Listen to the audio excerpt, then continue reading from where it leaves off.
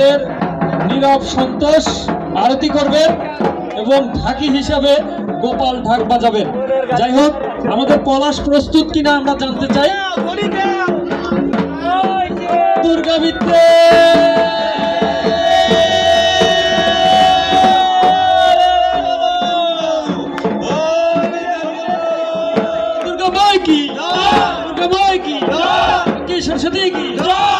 सरस्वती की गणेश की महामाया दुर्गा विद्या।